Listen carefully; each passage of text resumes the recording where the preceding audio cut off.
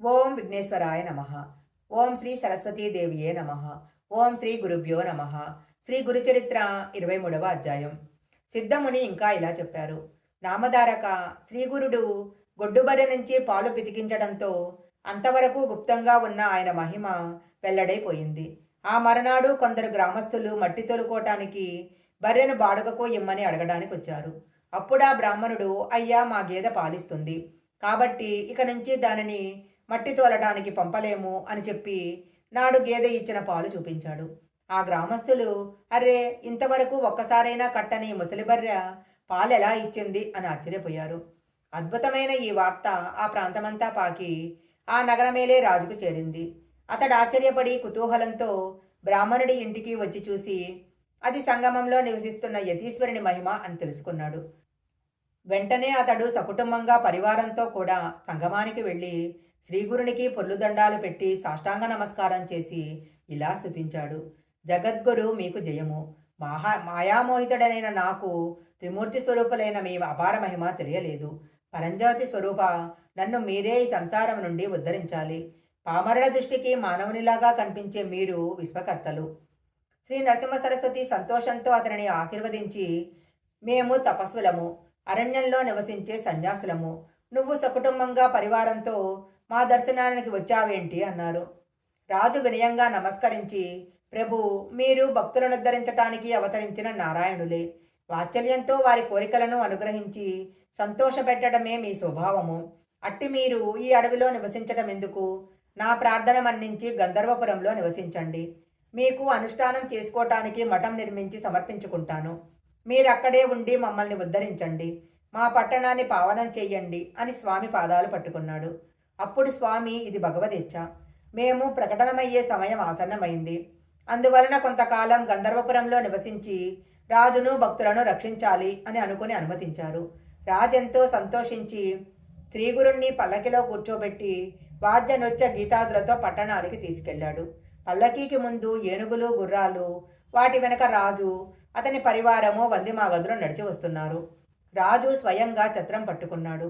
విప్రులు వేదమంత్రాలు చదువుతుంటే వందిమాగదులు శ్రీగురుని స్తుతిస్తున్నారు. నగరవాసులందరూ భక్తితో స్వామికి ఎదురేగి జయజయధ్వానాలు చేస్తూ ఊరిలోకి తీసుకొస్తున్నారు. ఊరేగింపు పడమర దిక్కు నుంచి గంధర్వ నగరంలో ప్రవేశిస్తుంది. అక్కడ ఒక పెద్ద రావి చెట్టు ఉంది. దాని సమీపంలో ఇళ్లన్నీ పాడుబడి నిర్మానుష్యంగా ఉన్నాయి. అందుకు కారణము, ఆ చెట్టు మీద ఒక బ్రహ్మరాక్షసుడు ఉండేవాడు.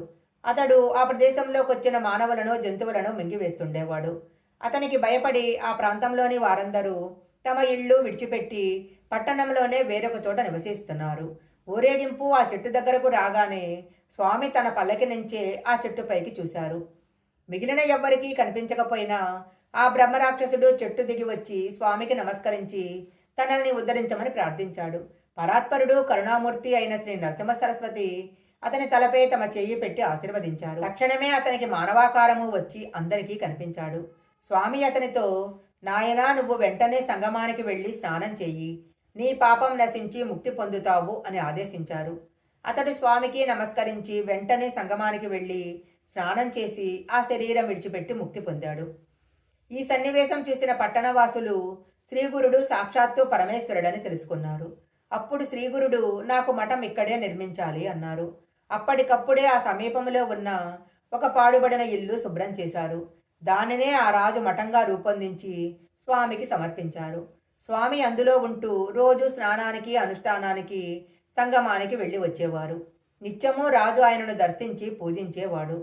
శ్రీగురుడు సంగమానికి వెళ్ళేటప్పుడు, మళ్ళీ మఠానికి తిరిగి వచ్చేటప్పుడు ఆయనను పల్లకీలో కూర్చోబెట్టి రాజమర్యాదలతో తీసుకెళ్లేవాడు. నిత్యము ఎందరెందరో శ్రీగురు దర్శనానికి వస్తుండేవారు. ఆ పట్టణంలో ప్రతినిత్యము బ్రాహ్మణ సంతర్పణలు జరుగుతుండేవి. అలా శ్రీగురుని కీర్తి గ్రామ గ్రామాలకు పాకిపోయింది. గంధర్వ నగరానికి కొద్ది దూరంలో కుమసి అనే గ్రామంలో త్రివిక్రభారతి అనే సన్యాసి ఉండేవాడు. వేదవిధుడైన ఆ యతి నిత్యము నృసింహావతారాన్ని మానస పూజతో ఉపాసిస్తూ ఉండేవాడు. ఇతడు శ్రీగురుని గురించి విని ఆ యతి దాంభికుడు, సన్యాసాశ్రమ ధర్మానికి విరుద్ధంగా వైభవం అనుభవిస్తున్నాడు అని ఆక్షేపిస్తూ ఉండేవాడు. విశ్వవ్యాపి సర్వసాక్షి అయిన శ్రీగురుడు ఆ సన్యాసి చేస్తున్న ఆత్మనిందని తెలుసుకున్నాడు. అప్పుడొక అద్భుతం జరిగింది. శ్రీ దత్తాయ గురవే నమః. శ్రీపాద వల్లభాయ నమ. శ్రీ నృసింహ సరస్వతే నమ. శ్రీ గురుచరిత్ర 23వ అధ్యాయం సంపూర్ణం.